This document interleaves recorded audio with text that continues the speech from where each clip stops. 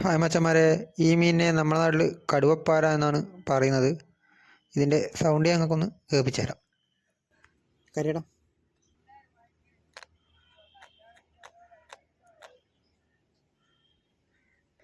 നിങ്ങളുടെ നാട്ടിൽ ഈ മീനിൻ്റെ പേരെന്താന്ന് ഒന്ന് പറയണേ. നമ്മുടെ നാട്ടിൽ ഇതിന് കടുവപ്പാര എന്ന് പറയും.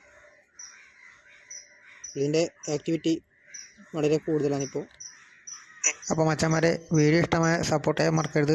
അടുത്ത വീഡിയോയിൽ കാണുന്നത് വരെ ബൈ ബൈ.